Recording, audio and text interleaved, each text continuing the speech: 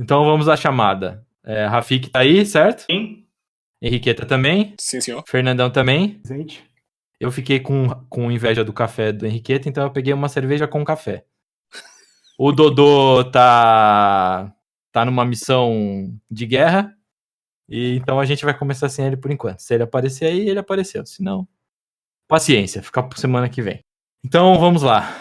3, 2, 1.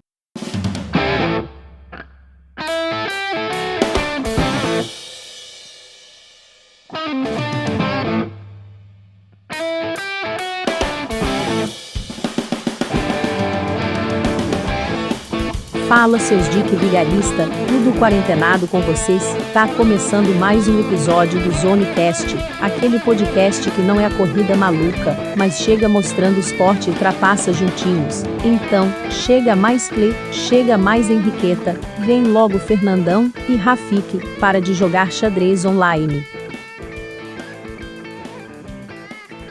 Bom dia, boa tarde, boa noite. Para você que está chegando agora, meu nome é Felipe Clemente e está começando mais um episódio do Zonecast. Ao meu lado hoje eu tô quase a trupe toda. Então, fala, Henriqueta. Fala, meu querido, tudo bom? Tudo bom, e o senhor?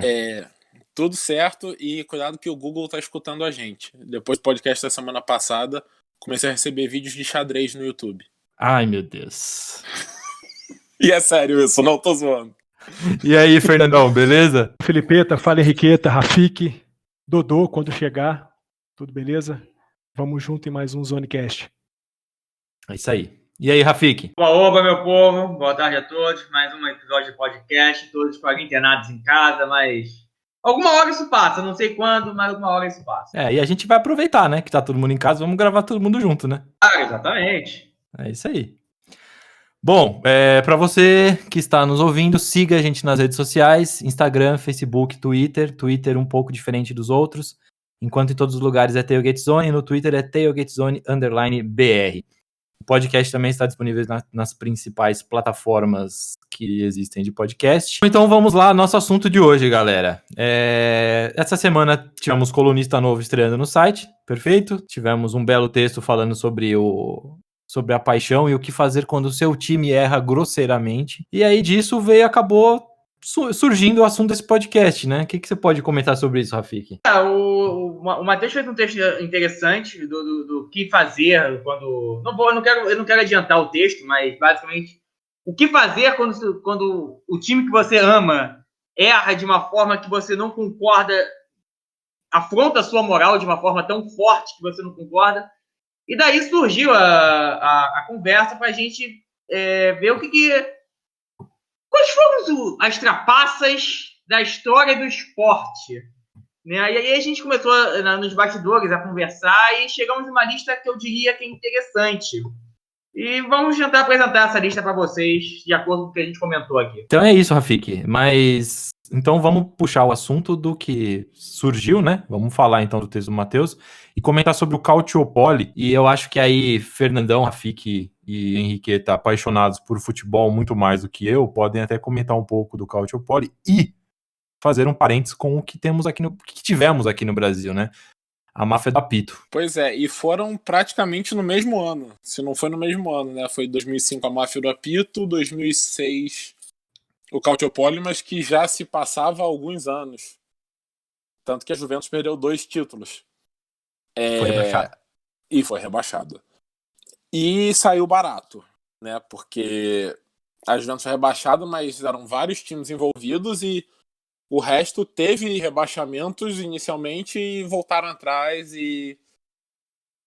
não vou adiantar outros assuntos, mas pegaram pesado e depois aliviaram para todo mundo, né? O próprio Matheus explica um pouquinho mais de detalhes no texto. Isso é muito bom.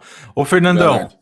E você que tem um time também que é tão prejudicado quanto o meu constantemente, o que você diria sobre isso? Chororô.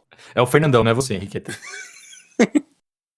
Apesar dos flamenguistas e torcedores do Madureira chamarem a minha reivindicação de chororô, cara, eu me lembro muito bem em 2005, quando houve a remarcação dos jogos da máfia da apito, né, que o Edilson Pereira de Carvalho apitou, e foram 11 jogos remarcados. 2 deles eram do Vasco, 2 jogos que inicialmente o Vasco havia ganhado contra Botafogo e contra Figueirense, e que depois, quando a gente jogou de novo contra esses times, o Vasco perde do Botafogo e empata com o Figueirense. Então a gente sai de 6 pontos para 1 ponto. Fora, claro, a questão de prejudicar o Vasco diretamente, eu acho que é em 2005 que começa o meu ranço com o futebol. Esse lance da máfia do apito, depois o escândalo na Itália, começa a me cansar um pouco o futebol, e eu vou me distanciando cada vez mais e mais para chegar no ponto que eu cheguei hoje, que é um esporte que eu passo o olho tangencialmente nas notícias, inclusive até o próprio Vasco. É um time que, assim, eu tenho tatuagem do Vasco, tenho várias camisas do Vasco, sou apaixonado pelo Vasco, mas pensando no lance de futebol, desde então, assim, eu fico meio afastado dessa história toda. É isso mesmo, eu acho que essas pequenas coisinhas acabam... Eu também tenho minha ligação com o futebol meio que morrendo lá em 2013 com o caso da Lusa, que pra mim teria entrado nessa lista aqui, de trapaça, mas o Rafik não deixou, né, Rafik? Basicamente porque eu falei que aqui é um caso de trapaça. Nesse caso da Lusa, nós temos o cenário, nós temos a arma, nós temos a bala que foi atirada, nós sabemos que um tiro foi feito, mas a gente não faz a menor ideia de quem atirou e com que motivo. E uma trapaça tem que ser algo feito de propósito, sabendo que é contra a regra, com claro intuito de burlar a regra. E a gente não tem certeza, nesse caso da Lusa, se houve ou não uma burla de regra para dizer que foi trapaça ou não foi. Então, e aí, pensando nisso, não vale nada do que eu tenho pra mim, o que eu acho, minhas teorias, porque realmente, se não tem nada comprovado, não vale de nada o que eu acho. Bom, mas, já que então trapaça é trapaça, tem que ter intenção, temos o Suárez em 2010 contra a Gana, né? Essa é totalmente intencionada, com todos os requintes. Para quem não lembra, eram os acréscimos no segundo tempo da partida de quartas de final da Copa do Mundo de 2010. E o Suárez meteu o mãozão para impedir um gol que seria um gol óbvio de Gana. E que classificaria a Gana para a semifinal da Copa.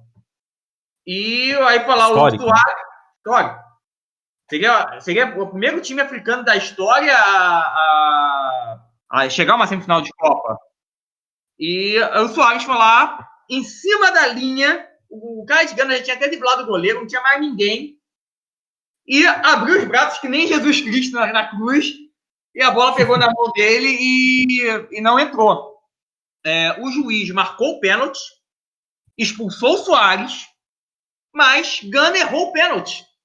A partida foi para a prorrogação, depois foi para os pênaltis e o Uruguai passou. E eu acho isso um absurdo, porque o Suárez, o Henrique depois vai falar que ele acha que não é trapaça. Ele tem um ponto de vista dele, eu até entendo. Mas seria bom se ele claramente não burlasse as regras do futebol. Era gol óbvio, porque a mão dele já estava em cima da linha, não tinha nem mais ar para segurar a bola. Era gol. E não obstante, ele foi lá, meteu o mãozão, segurou tudo e deu certo, né? No direito, a gente sempre diz que o infrator não pode se valer da própria torpeza. E foi exatamente o que aconteceu nesse caso. Eu acho que você tá certíssimo. Deu uma patinada pra falar agora. Mas foi uma defesa heróica. É o herói da classificação do Uruguai, ué. O que eu acho é que ele usou a regra. A regra poderia mudar? Mas a regra não mudou ainda. A regra era aquela e ele fez conscientemente o que qualquer um faria ali. Se eu tô embaixo do gol e vejo a bola entrando e me eliminando da Copa do Mundo, eu meto mãozão e torço pra tudo se alinhar como se alinhou depois. Eu concordo que é de certa forma uma trapaça, mas na verdade você tá jogando com uma falha da regra. Você tá jogando com esqueci a palavra. Enfim, né? Você está se aproveitando de uma brecha. Isso, está se aproveitando de uma brecha na regra que te dá uma chance maior de sobreviver do que se você deixasse a bola entrar. Eu particularmente, eu vou discordar um pouco da visão do Henrique. Eu não sei de onde que o Felipe diz que eu gosto de futebol, porque eu nunca gostei de futebol. Eu até acompanho o Madureira, meio de longe e tudo mais, enviesado, mas nunca gostei de futebol. Até porque eu acho justamente que a regra do futebol é injusta. O futebol é um esporte que tem regras que valorizam a pessoa que joga contra as regras, que eu nunca gostei. Mas eu acho que, especialmente nesse caso do Suárez, o futebol ele tinha que pegar uma regra emprestada do rugby, que é a full try, ou try advindo de falta, seria a melhor tradução. O que é isso? Try, para quem não sabe, no rugby é a principal jogada do rugby, é a que mais dá ponto. Se o árbitro do rugby vê uma infração e ele acredita que se não fosse aquela infração, o try seria feito de forma óbvia, ele não dá a falta, ele dá o try, como se fosse um try, normalmente. Eu acho que o futebol tinha que ter isso, é o gol advindo de falta.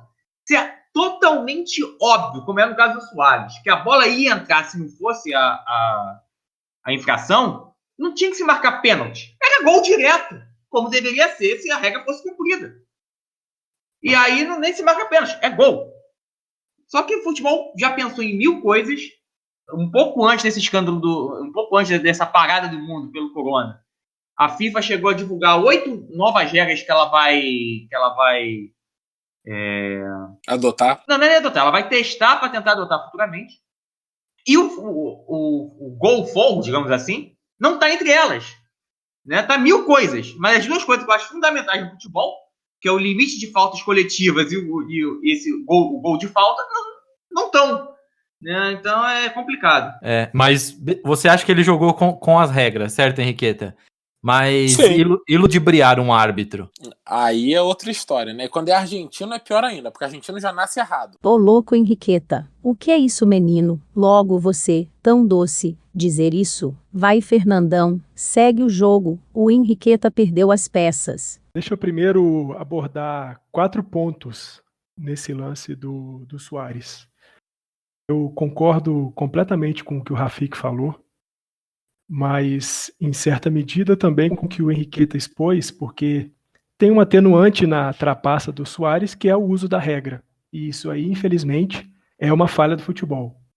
Um outro ponto que me chama muita atenção nesse lance do Suárez é o fato de você ter jogado nas costas do Asamoah Gyan, que foi o jogador de Gana que bate o pênalti na trave, uma pressão que talvez ele nunca tivesse que suportar na vida dele, nem no momento da cobrança do pênalti, muito menos depois da eliminação de Gana, tendo sido ele, em certa medida, o responsável pela eliminação, uma vez que ele não converteu aquele pênalti.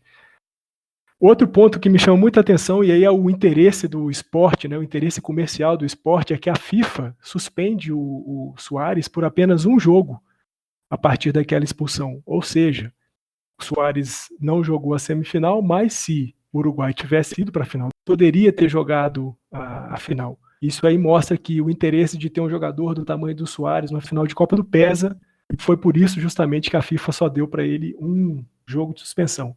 E para mim, o mais massa desse lance é que, se a gente for olhar no vídeo, depois vocês deem uma olhada lá, e quem estiver ouvindo a gente também o faça, são 2 jogadores do Uruguai que estão razoavelmente ali em cima da linha. Quando o Dominique Aguiar cabeceia a bola para o gol, o Fusilli é o primeiro jogador a tentar tirar a bola com a mão.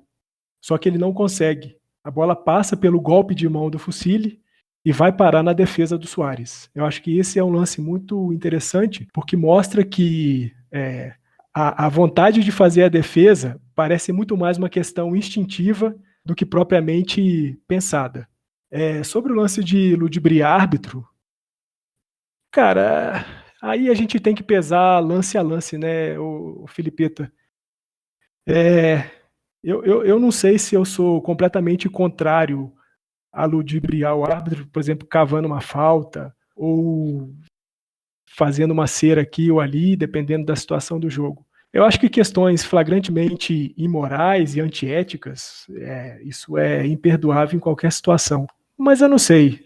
O esporte, querendo ou não, e aqui sendo bastante contraditório, ele te dá condições para, muitas vezes, encontrar meios escusos para justificar os fins. Interessante. E só para acrescentar uma coisa que você falou do Suárez, e realmente eu acho que foi totalmente instintivo. Eu falei no sentido consciente, no sentido de que ele esticou a mão, né? Mas o que me chamou a atenção é que você falou da suspensão de um jogo, que eu não me lembrava. Isso me lembrou de uma outra expulsão, que teve uma suspensão de um jogo só, que mudou a história, que foi a do Zidane em 98. O Zidane foi expulso na última partida da primeira fase da Copa por um pisão. Esqueci agora de que time era qual era o outro time.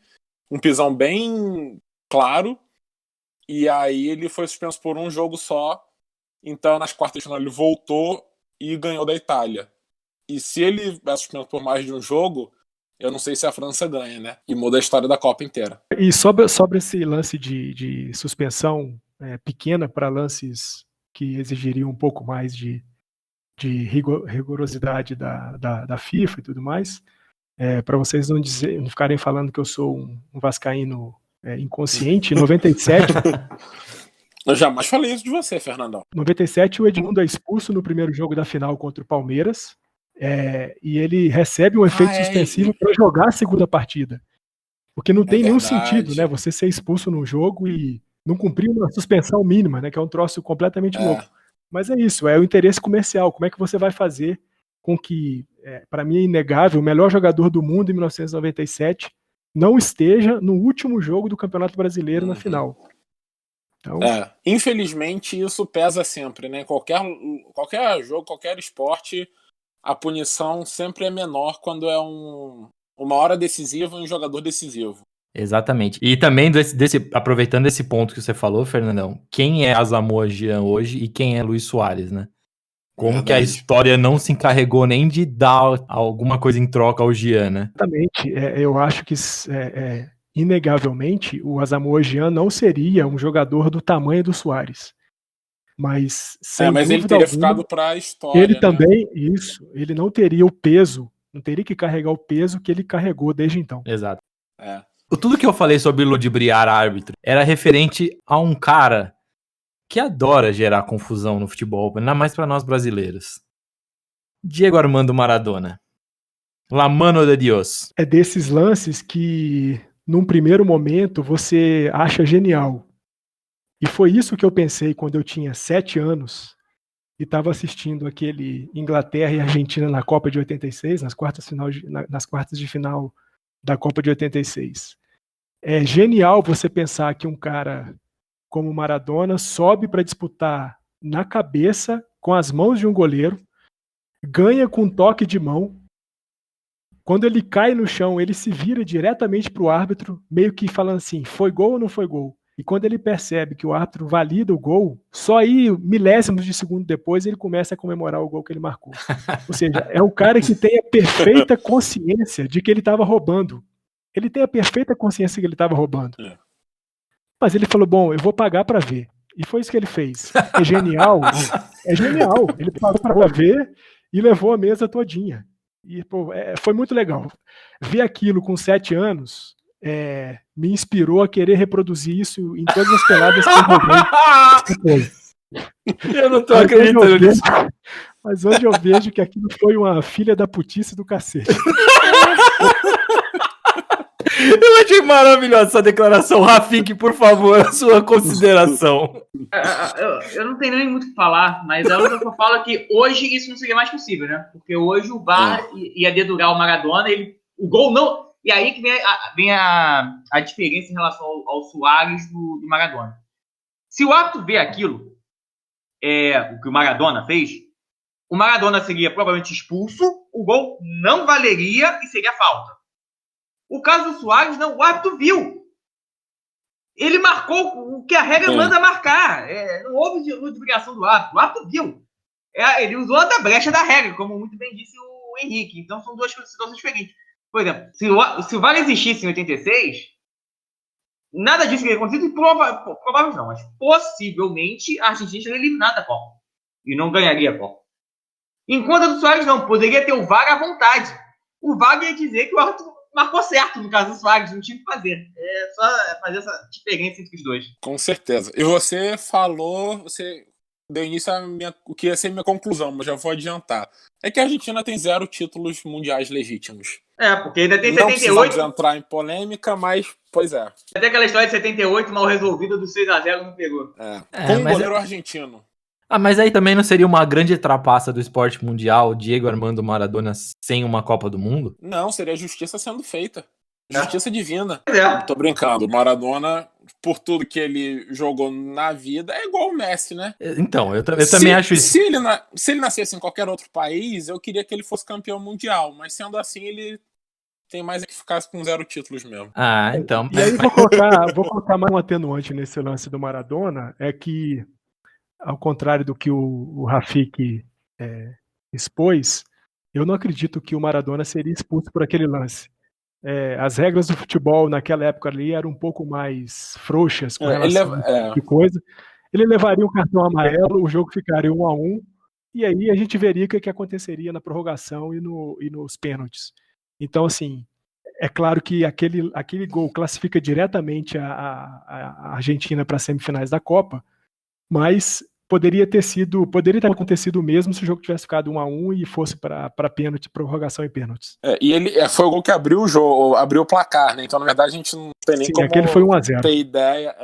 E o mais incrível é que ele fez talvez o gol mais infame da história do futebol e um dos mais bonitos da história do futebol no mesmo jogo com 4 minutos de diferença. Que foi o que ele dribla o time inglês inteiro, dribla o goleiro e faz 2-0. Exatamente.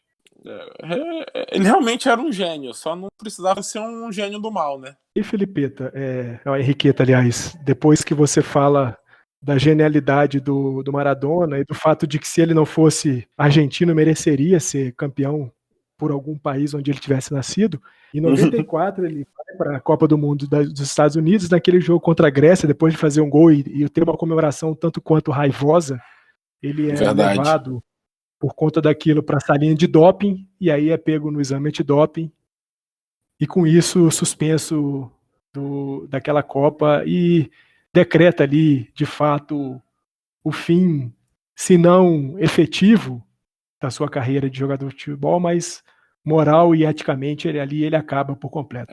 Eu fui verificar aqui, na seleção aquele foi o último jogo dele mesmo. É pesado. Interessante. Mas o que o Fernandão me fala me leva direto ao que eu gostaria que a gente começasse a comentar também, que é doping. Desculpa, só fazer um acréscimo aqui em relação ao Mano de Deus, é que um dos meus lances favoritos do futebol na vida é o gol da Virgem Maria. Vocês lembram?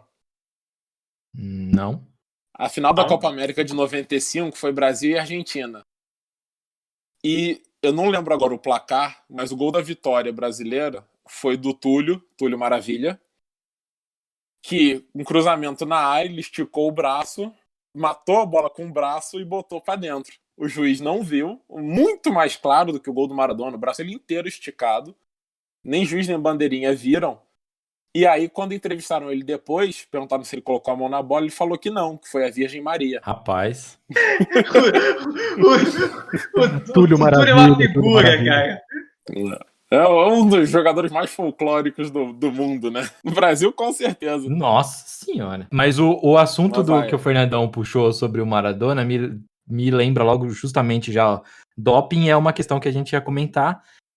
E aí eu já queria chegar logo acho que talvez no maior caso que a gente pode ter e que é recente, que as pessoas podem, se tiverem isso apagados na memória, mas podem acompanhar no documentário chamado Ícaros, que é o doping do time inteiro, do time olímpico inteiro da Rússia, né, Rafik? Sim, na verdade não é o doping do time inteiro, era um esquema patrocinado pelo governo russo de burlar os testes antidoping, de trocar a urina.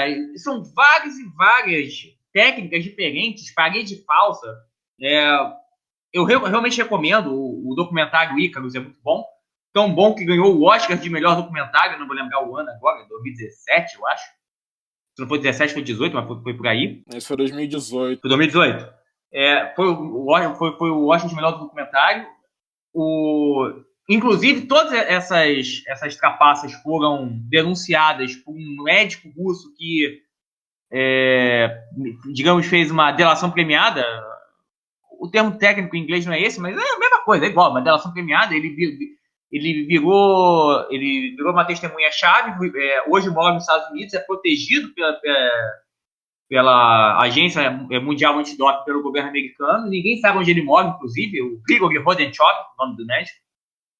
E é um doping generalizado para a Rússia aumentar de forma absurda a quantidade de medalhas de ouro, especialmente na Olimpíada que ela sediou, a Olimpíada de Inverno de Sochi em 2014. Afinal de contas, se vocês quem acompanha um pouco mais Jogos Olímpicos como eu, e eu não sou muito fã de futebol, mas amo esportes de modo geral e acompanho Jogos Olímpicos, seja de verão, seja de inverno, a Rússia veio de uma participação sofrível em Vancouver 2010, que tinha sido a Olimpíada de Inverno anterior.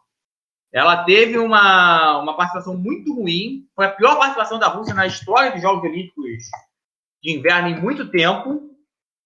E aí começou, assim, o que nós vamos fazer? Porque a Rússia não pode passar vergonha em casa daqui a 4 anos.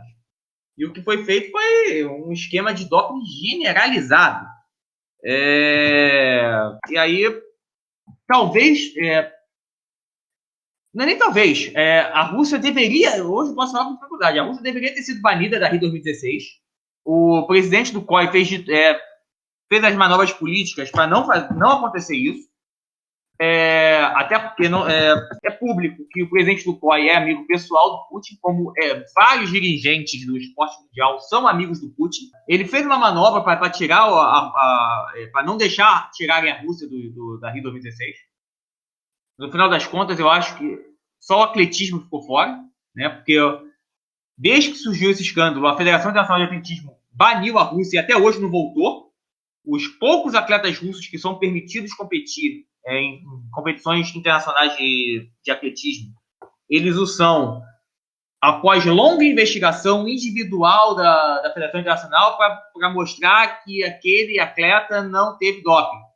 E mesmo assim, 2 ou 3 atletas que a federação já liberou, ela desliberou depois porque ela percebeu coisas ali estranhas, digamos assim. Mas depois, nos Jogos Olímpicos de Inverno de 2018, a Rússia iria ser banida e mais uma vez, em outra manobra política do presidente do COI, foi um banimento sem banimento. Né? Não poderia ter a bandeira russa, não poderia ter nenhum símbolo russo. As medalhas de ouro da Rússia seriam comemoradas com o hino olímpico, não com o hino russo. Mas os atletas da Rússia poderiam disputar com o nome Atletas Olímpicos da Rússia e quase todos os uniformes eram vermelhos. Que diferença isso fez? Então... Eu concordo muito com o que você falou, Rafik. Eu também acho que a punição é correta, etc e tal. Mas eu quero levantar eu quero, assim, pode ser inocência minha, mas aí eu quero que vocês digam isso. Pra mim, a gente pode culpar tantos atletas? Você acha que, assim, às vezes é sonho do cara participar de umas Olimpíadas? Ou ele entra no esquema do governo russo, ou ele tá fora das Olimpíadas. E aí o sonho dele vai pro saco. E aí o que você faz? Sonho versus o que estão te mandando fazer. É uma discussão muito complicada. Tanto é o seguinte, todo mundo tá pedindo punição, nem estava indo atrás dos atletas X ou Y. Apesar de terem alguns atletas que claramente fizeram demonstrações de apoio ao governo russo e a esse esquema, e esses foram mais perseguidos. Mas a principal reclamação internacional era que alguma punição fosse feita para a Rússia como Comitê Olímpico que permitiu que o governo manipulasse o esporte da forma que teve. E tinha que ter uma punição, digamos assim, coletiva. Ok, você não queira punir o atleta e você permita que ele vá disputar os Jogos Olímpicos. Mas aí você tem 2 problemas. Primeiro, até que ponto ele só não conseguiu classificar para os Jogos Olímpicos por causa do doping? Então, até que ponto ele realmente ele merecia ter o sonho realizado ou se ele só conseguiu realizar o sonho de classificar para os Jogos Olímpicos por causa do doping? Segundo, que atleta neutro é esse que utiliza todas as cores do país e até o nome de atletas olímpicos da Rússia? É complicado. É muito difícil isso, mas assim, se você pega até o Grigori falando no documentário, ele fala que não foram todos os atletas russos que estavam na comissão que tinham passado por doping. Por isso que eu falo, punir todos de uma forma, punir geral, era muito pesado. Apesar de concordar, porque era um esquema que era gigantesco. Cara, se você assiste o documentário, você fica apavorado. A verdade é essa. Então, assim, eu entendo punir todos, mas eu acho que tem ali uma coisa que a gente levar em consideração, que é o sonho da pessoa, entendeu? Que é o sonho olímpico da pessoa. Eu acho que o que você falou de exterminar sonhos olímpicos e do direito de competir, né?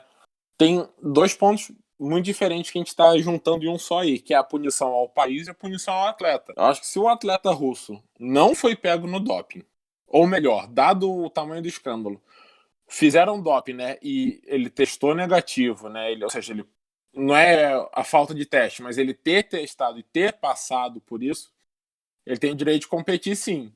Mas você não pode, só porque o atleta sonha em competir pelo seu país, deixar de punir o país num escândalo governamental, né, organizado, envolvendo centenas de atletas, dezenas de esportes, basicamente a equipe inteira, né?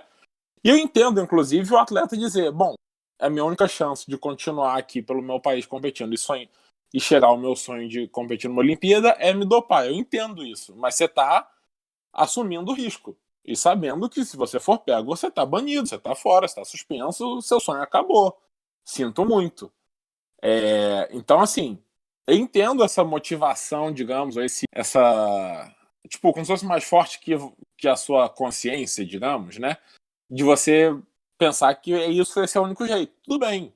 Mas se você for punido, se você for pego, você tem que ser punido.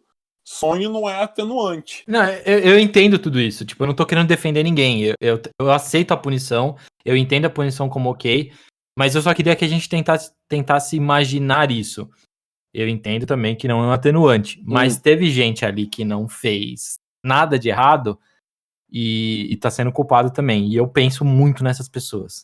A parte do atletismo, talvez, de quem não foi pego e não pôde competir, esses realmente ou conseguiram escapar do doping e se doparam, ou realmente foram injustiçados, né? Mereciam ter tido o direito de competir e não tiveram.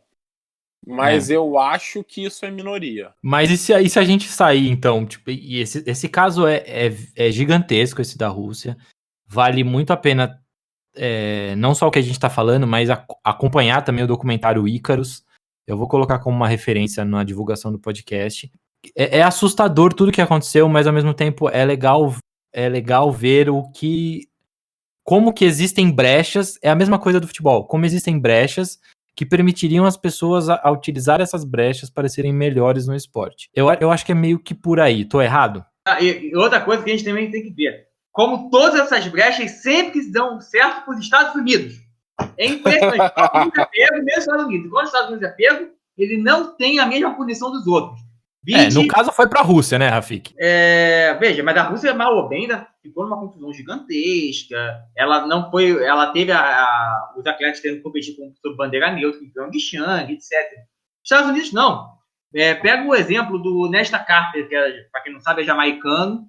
Foi pego num doping altamente controvertido, que eu não vou entrar aqui em detalhes, porque não foi uma trapaça, porque a substância dopante só virou dopante depois da data do doping, uma coisa absurda. E tiraram uma medalha de ouro do Usain Bolt, por causa de Enquanto os Estados Unidos, no mesmo revezamento 4%, tiveram 2 atletas pegos, mas só participaram da eliminatória, do 4%, acho que foi 2004, acho que foi 2000. E a medalha americana não foi caçada até hoje. Então, assim, a Grã-Bretanha e os Estados Unidos sempre dão um jeito de não perderem as coisas. Ben Johnson, também é outro caso controvertido, para quem não sabe. Ben Johnson foi campeão mundial dos 100 metros rasos nos Jogos Olímpicos de Seul. E depois teve a medalha de ouro caçada, porque foi pego no doping. Né? E considerada talvez a trapaça mais famosa do esporte mundial. E o título saiu do Ben Johnson, que é canadense, e caiu no polo do medalha de prata, que era o americano Carl Lewis, que todo mundo sabe hoje que estava tão dopado ou mais do que o Ben Johnson. Até porque é da mesma geração da Florence Jones. Aliás, aquela corrida, para quem não sabe, foi a mesma corrida que o Robson Caetano foi em 7º lugar. Eu digo que daqui a pouquinho medalha de ouro vai ser o Robson Caetano. Porque Ben Johnson foi dopado, o Carl Lewis estava dopado, o terceiro estava dopado, o quarto colocado deu uma entrevista recentemente dizendo que estava dopado, o quinto também já admitiu que estava dopado. Daqui a pouquinho a medalha de ouro está na mão do Robson Caetano, mesmo tendo sete. Mas oficialmente a medalha de ouro está na mão do Carl Lewis e não mudou, né?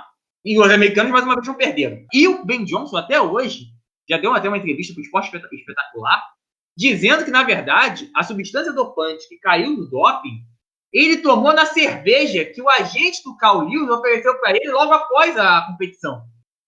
Que ele ofereceu de propósito. Eu posso falar aqui porque o próprio Ben Johnson já falou isso, então nem sou eu. E faz algum sentido. Essa história do Ben Johnson também é muito controvertida, né? Muito controvertida. Com isso você quer dizer que, pro caso do Ben Johnson, o melhor era não beber água e nem cerveja de Copenhague?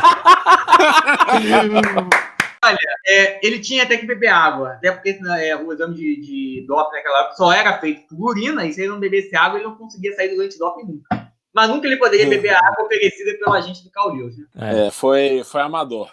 Foi amador. Igual o branco em 90, né? Na Copa do Mundo. Eu ia até brincar que isso era impossível, mas não tem como ser impossível. Mas assim, é o que você falou, né, Rafik? Sabendo que o Carl Lewis estava muito dopado, e que na verdade todos ali estavam dopados, com exceção do Robson Caetano, é muito difícil acreditar. Talvez até tenha tido doping na cerveja para que ele seja pego no antidoping. Mas é muito difícil acreditar que ele estava limpo ali, né? Claro que não, mas é aquela história. É que nem a história dos títulos do Lance Armstrong no Tour de France. Era o doping que não é. Que eu, inclusive, já citei aqui quando a gente falou do Astros Gate. Tiraram o título do Lance Armstrong. Todos os títulos do Lance Armstrong, depois que se descobriu que o Lance Armstrong, no fundo, continuava se dopando mesmo depois de ter o câncer. Mas não deram para o segundo colocado. Se você entrar hoje no site do Tour de France, mostra que todos os anos que o Lance ganhou, não tem campeão. Sim. Eles chegaram à mesma conclusão.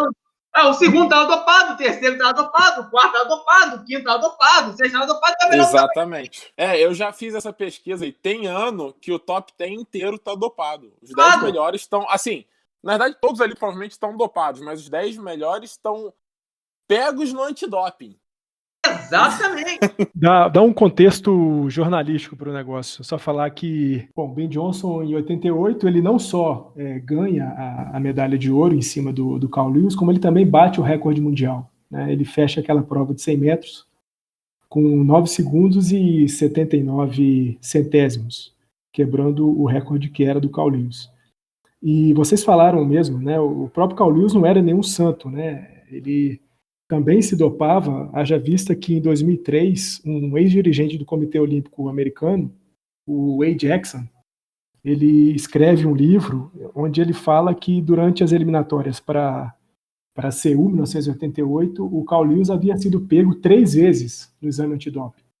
Mas, mais uma vez, aquilo que a gente já falou lá atrás, em vários casos, os interesses comerciais, de patrocínio e tudo mais, acabavam impedindo uma punição para o Carl Lewis, haja vista que o bicho era um velocista gigantesco ali no início da década de 80 e foi assim até o finalzinho dela. Sobre especificamente o lance de ter colocado dar uma batizada na cerveja do Ben Johnson ou não, o Robson Caetano dá uma entrevista em 2011 dizendo que não duvida que isso possa ter acontecido.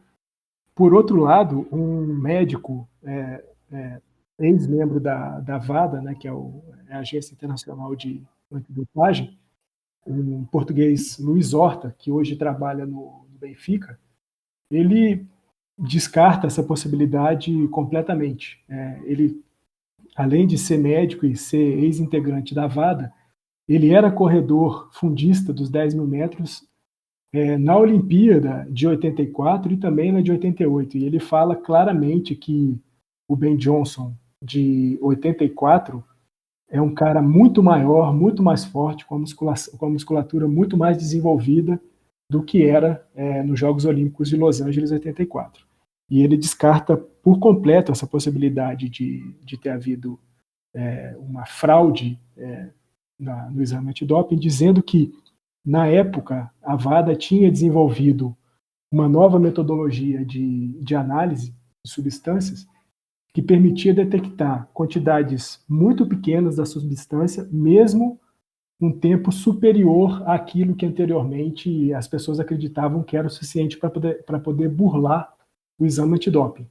Então, foi esse avanço tecnológico científico que permitiu com que o Ben Johnson fosse pego naquele exame antidoping, mas eu também estou com o Rafik e fico sempre bastante surpreso de ver que todo o exame antidoping, toda a punição acaba, por conseguinte, favorecendo um atleta americano. Mas como julgar alguém... Eu tô sendo advogado do diabo toda hora. Como julgar alguém de estar dopado se todos estavam dopados na mesma época? Como culpar alguém que usou esteroides numa época em que todos os jogadores, ou boa parte dos jogadores da MLB, usaram esteroides e começaram a, ano após ano, quase duplicar o seu número de home runs? Vamos falar de Manny Ramirez, Alex Rodrigues, Sammy Sosa, Mike Maguire, qualquer um desses. Davi Ortiz, qualquer um desses. Até Bartolo Colon foi acusado de utilizar. Até a barriguinha sexy foi acusado de utilizar esteroides. No caso do Bartolo Colon, acho que não deu muito certo, né, o negócio. Ou deu, né? Ou foi pra barriga, né? Tá parecendo eu. Não, mas fala, eu tenho colaterais. Eu tenho alguma coisa a complementar com esse caso de testosterona, com esteroides dos jogadores, etc e tal. Para esse negócio aí. Obrigado, João. É pra parar mesmo. O papo essa semana foi tão bom que tivemos mais de 3 horas de gravação. Assustador. Justamente por isso, achamos melhor não cortar só por cortar, então resolvemos dividir o podcast em 2, e na semana que vem vocês podem ouvir a segunda parte. Bom, então, é isso aí, seus Dick Vigarista. Acabou mais um episódio do Zonecast, mas antes, só fiquem com umas dicas especiais, que os meninos mandaram pro meu WhatsApp. Saudade dos jogos de beisebol? Aproveita o canal da MLB lá no YouTube e assista alguns jogos clássicos, vale a pena. Se você tá com saudade de futebol, assista The English Game no Netflix, sobre as origens do futebol na Inglaterra. Aproveitem a quarentena e façam algo que está caindo em desuso no mercado fonográfico. Escutem álbuns musicais do início ao fim na sequência que o artista propôs. Já cansou de ler livro, de ver série, de ouvir música? Então vai lá na loja do seu iPhone ou do seu Android e baixa o MLB Tap Sports Baseball 2020. Joga um pouquinho de beisebol no celular e nos aguarde até a semana que vem com a segunda parte desse podcast. Valeu!